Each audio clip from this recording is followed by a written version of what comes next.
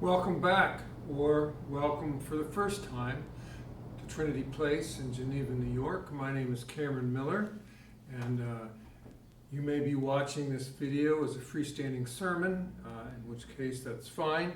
There is also possible to watch as in the context of a worship video in which the readings that I will be referring to also are included. But for your benefit, the readings for this Sunday, the second Sunday of Pentecost, are from the Gospel of Luke, chapter 8, verses 26 through 39.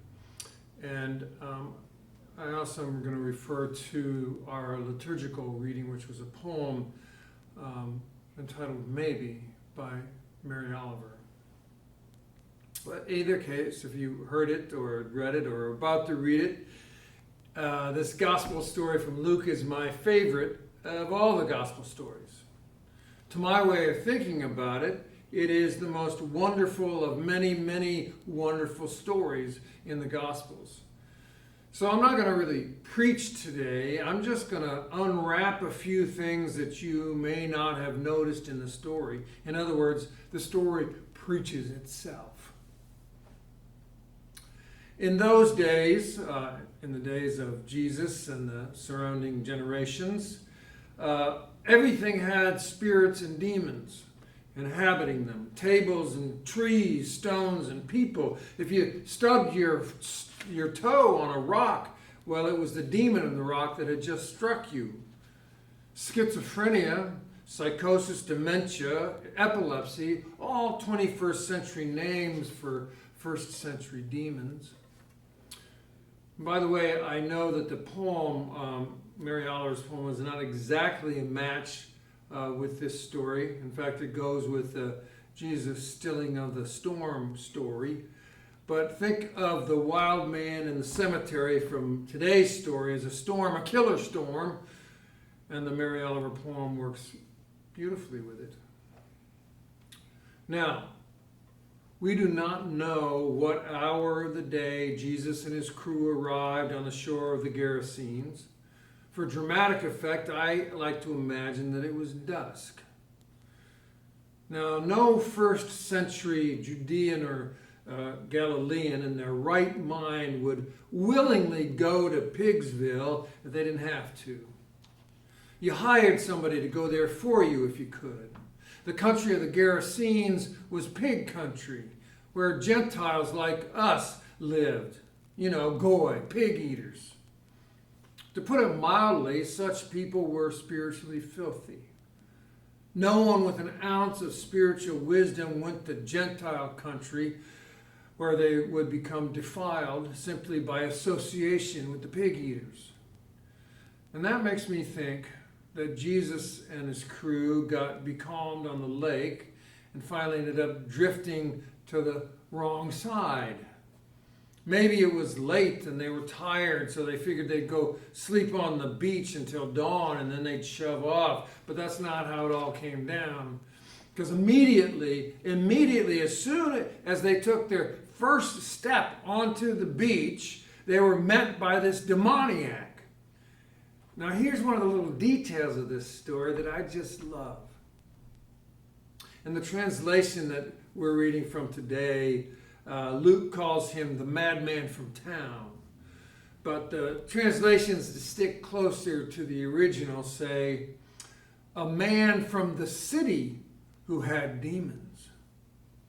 Now, think of the severe social and political rupture that we have now between urban and rural America. Jesus and his disciples were mostly country peasants. The demoniac was an urbanite who had fled into the wilds and been chased into the wilds. It's worth noting, I think, that Jesus was popular in the countryside but found himself crucified in the city. So this story might be some kind of foreshadowing. The demoniac was also naked. Public nudity was not allowed in Judaism, and living among the dead was a defilement as well. So Luke says he'd been naked for a long time, forced to live in the cemetery, by which he might have meant that the wild man didn't have any tan lines. So a big, naked, hairy guy met them on the beach, probably smelling to high heavens, and immediately began shouting at the top of his lungs. Another cool detail. You see, Spider-Man and Superman and Batman would have beat the guy up or killed him, because that's what our superheroes do. Our gospel guy heals the enemy. Compared to Marvel Comics or James Bond, Jesus is kind of boring.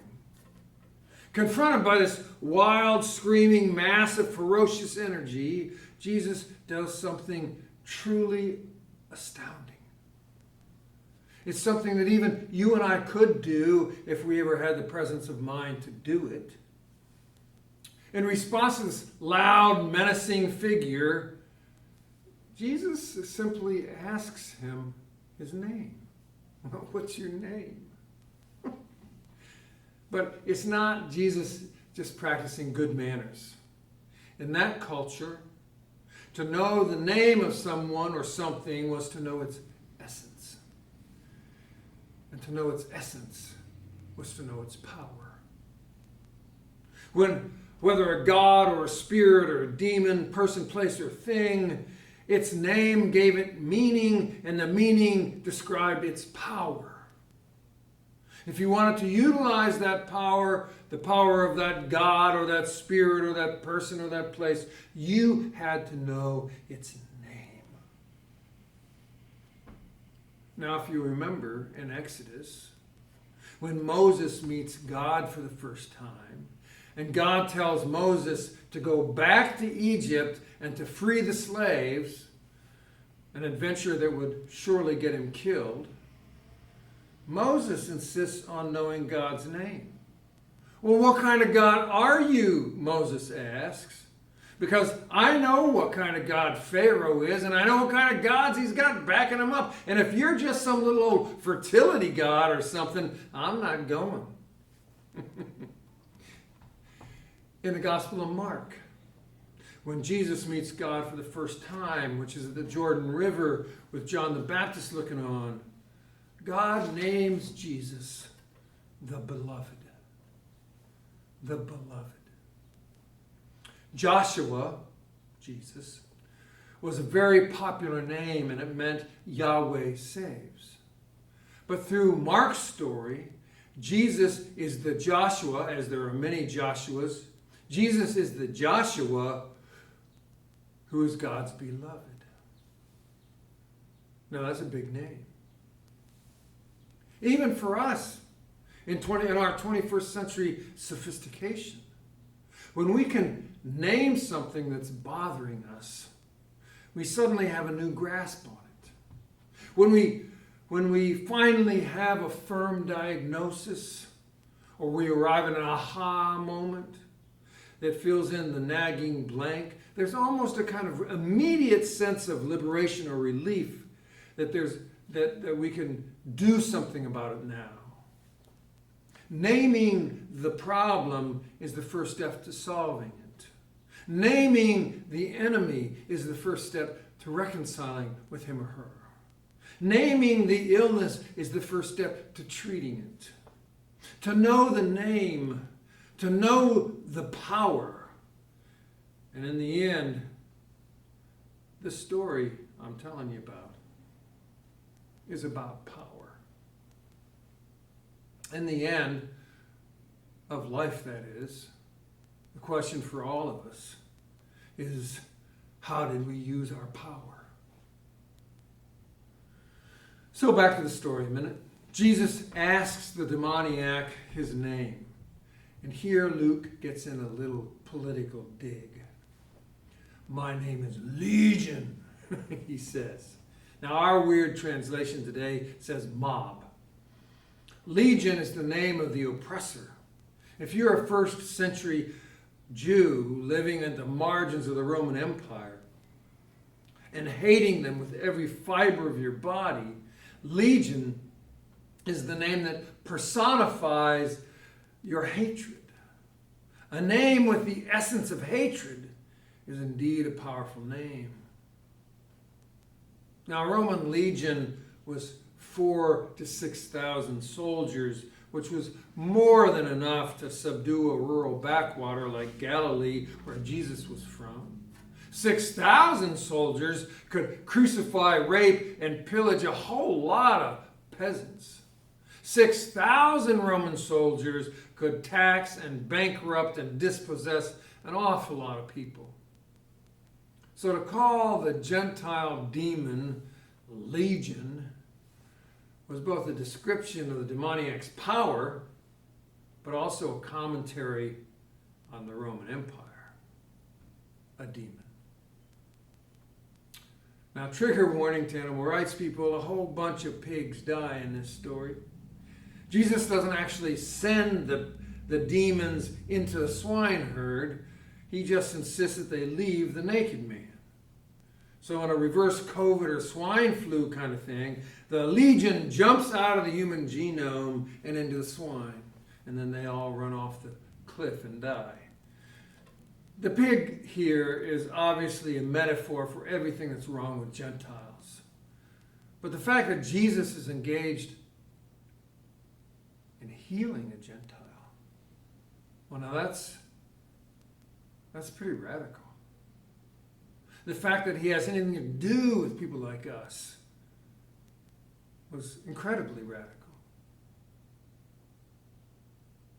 To truly pick up on this story, we have to think Bernie versus MAGA, Iranians versus Saudi Arabians, Pakistanis versus Indians, Palestinians versus Israelis. The implications of this first century story about Judeans and to the Judeans and Galileans was that all borders can be crossed, no boundaries will be kept, and no limits will be acknowledged to the love of God around the table of community. Now, you and I can intellectually assent to this idea, but if we truly lived it out, we would not live in segregated neighborhoods and lead lives and hold friendships so thoroughly segregated by class, ethnicity, non-gender fluid, race, age, and sexuality. If we really bought into this ideal of diversity and inclusion that is so often touted in the least diverse of settings, then building congregations and institutions with deep and meaningful diversity would not be so difficult. Rather, it would be the natural thing to do. So if we're really honest, this story has as much bite now as it did for those who first heard it. Well, there's two more little bitty nuggets tucked into the end of this story, and they're two of my favorites. The Gerasenes are scared to death of Jesus after this whole thing with healing the demoniac. And so what do? They ask him to please leave the country. It doesn't say why Jesus scares them so much, but I think it was the fear of Jesus' economic impact. I mean, if Jesus would so easily allow the devastation of private capital for the sake of one naked, flailing demoniac, then there's no telling where Jesus' influence would lead, how Jesus might use his power. Clearly, his values were inverted if he thought the cost-benefit ratio of the demoniac to the valuable herd of pigs was acceptable. See, they didn't want an influence like him around, especially one with a kind of power that they couldn't control. The demoniac had been bad enough, but clearly Jesus had more power than the demons. Now, finally, and to tell you the truth, my favorite part of this story is the surprising ending.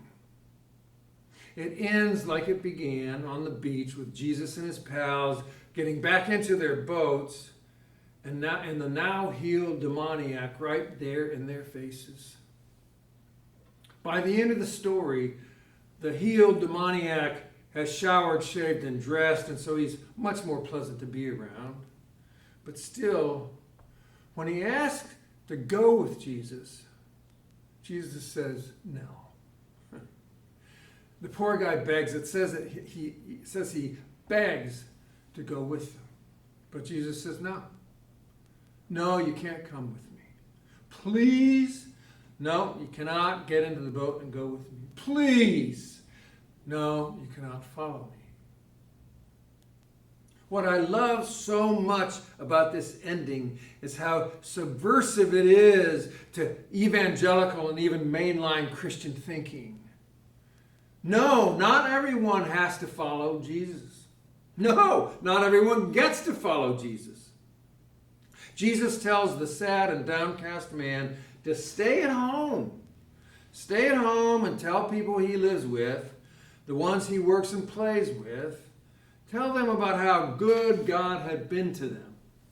In other words, Jesus sends him to be where he has the most power, with the people he knows and who know him. I told you this was a story about power. Power is the ability to influence and the ability to influence change. MAGA enthusiasts don't have much ability to change the hearts and minds of people who are absolutely hostile to them, but they do have enormous power and influence to change the hearts and the minds of those who are true believers with them, and obviously vice versa. Most of us have far more power to influence prejudice among our peers than we do influencing strangers. So the punchline of this story is go where your power is. Use your power to influence change among the people who you know best, because that's where you are most powerful. Finally, and really finally, just one more little detail of a note.